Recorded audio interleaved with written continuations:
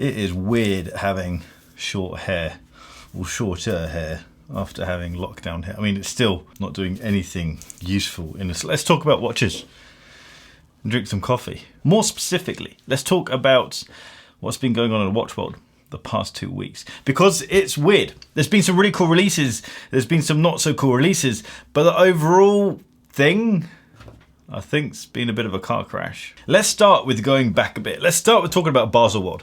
Baselworld used to be the watch show. It was the biggest watch show alongside Watches and Wonders, but it was the main focus because of its history, but also because it had the three main watch brands. It had Omega, it had Rolex, and it had Patek there. I think in 2018, 2019, Omega pulled out along with the whole of the Swatch group, and that was the start of the decline, or rather, I guess the end of Baselworld. It still had Rolex, it still had Patek, but after a bust up in 2020, both of those pulled out and joined Watches and Wonders.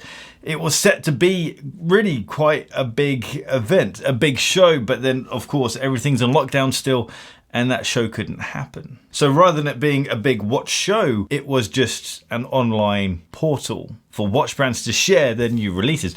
There are some cool new releases. For example, the Rolex 36mm Explorer. That's an important watch for me. It means something to me, and it's really cool to see Rolex bring back the 36mm version. It's still quite a boring watch in comparison to some of the other releases. For example, this Nomos Club Campus. This new range looks absolutely amazing, but also £1,100 for a 36mm or £1,200 for a 38mm in-house manual wind watch that looks this good. I think that's a bargain. We also have the new range of Oris Diver 65. They're in bronze, which I'm not a massive fan of, but with these cotton candy coloured dials, I think they look great. We also have this, a new Chopard QF Jubilee. This is just pure awesomeness with this burst sector dial, 39mm wide case, it's 8.9mm thick, and inside of it is this beautifully decorated twin barrel micro rotor movement. Unfortunately, it's only limited to 25 pieces, but it also costs a punchy €14,500. Another big standout for me was the Mojave Desert range from IWC.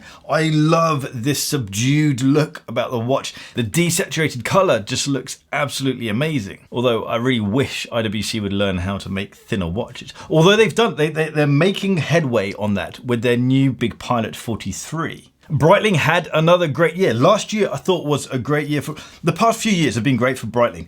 They're kind of distancing themselves from the gaudy crap that they used to do, and I feel like they're really tapping into their heritage. They have some stunning vintage watches, and I feel like they are going back in that direction, and I think they look great. Tag Heuer had a bit of a bad year because they launched this thing.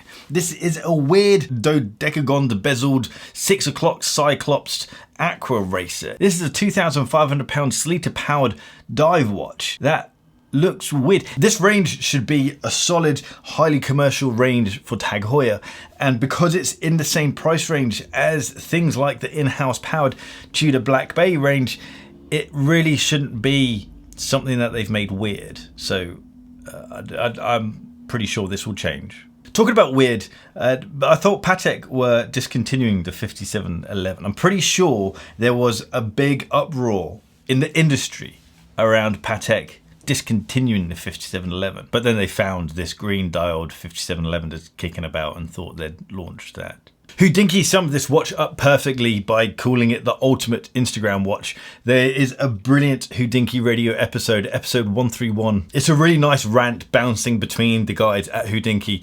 Let's come back to Breitling and Watches and Wonders. If you Google Breitling and Watches and Wonders, you'll get all the results of Breitling's new collection. Hodinkee, along with other watch publications, label Breitling's new releases as Watches and Wonders. They even have that little tag of Watches and Wonders. But Breitling wasn't part of Watches and Wonders.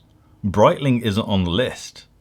And this is one of the reasons why I think Watches and Wonders is redundant. I've interacted with a lot of watch brands over the past month, most of whom are on or part of Watches and Wonders, but none of whom interacted with me through Watches and Wonders. I've used lots of press releases, I've read lots of press releases, I've had lots of presentations from brands, none of which was through Watches and Wonders. Now, I'm not watch press. I'm not trying to be watch press. I cover what I want to cover, what interests me. And I'm not trying to provide a service where I cover everything and give all watch news.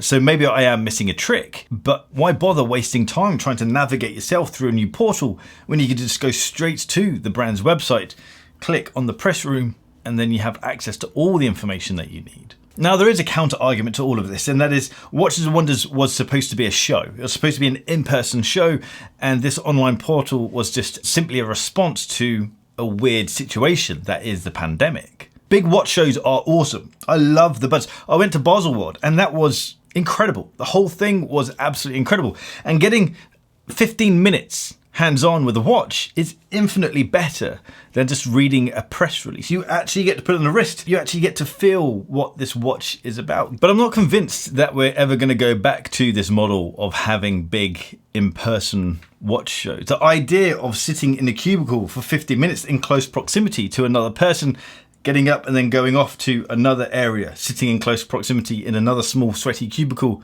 with another person, I can't see that happening, at least not for a very long time. Now, 15 minutes with a watch is infinitely better than just reading a press release.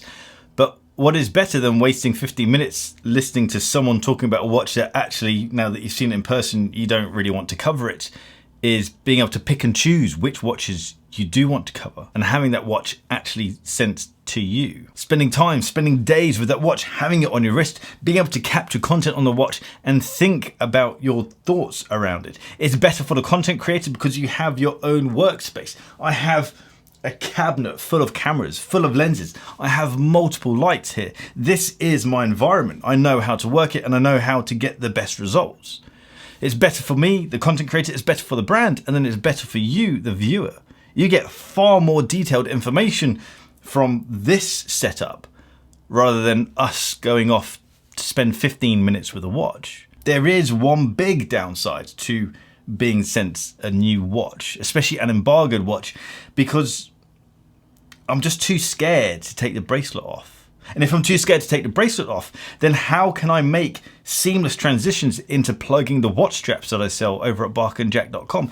I can't. And I end up making a stupid transition into a watch that has nothing to do with the content that I'm making, just so I can shill my watch straps. If I actually had a brain, then I wouldn't bother showing you the watch straps. I'd show you the travel cases that I have for watches instead. Thinking about that now, it's a bit embarrassing that I didn't. I could have. That would have been a far better transition than going into a completely different watch on a random strap. I'm just stupid, aren't I? Breitling got just as much coverage as IWC. Breitling got just as much coverage as Tudor. They got labelled as being part of Watches and Wonders, yet they had nothing to do with Watches and Wonders. So why do brands need Watches and Wonders? It is completely redundant. As I say, I am not watch press, so maybe I am missing a trick here with this. And if there is going to be a big watch show, then I love travel and I love watches. The idea of going to a big watch show that's a no-brainer. But if I was a watch brand, I'd just do what Breitling did. Launch during the same time and not pay for it. Drop me a comment. Let me know what your thoughts are on this. What are your thoughts on Watches and Wonders? And what has been your favourite watch release this year so far? If there's a watch that you'd like me to get hands-on with, then do drop a comment down below and let me know, and I will see what I can do. If you like this video, hit that thumbs up button. If you like the stylus video, hit the subscribe button and little bell icon so you get notifications when I drop a new video. I'm going to be getting hands-on with the Tudor Black Bay Silver, the 925. That video will be up next week. If you want to check out the watch straps and watch accessories, jump over to barkandjack.com. We have a new website. We've got blog posts going up and there's a little comment section at the bottom. I apologize, all the previous comments have disappeared because I'm using a new comment system. Installing that meant that everything else had to be wiped. But go over there, join the discussion and let me know your thoughts. If you're on Instagram, give me a follow at barkandjack. And I'll see you guys next time. Take care.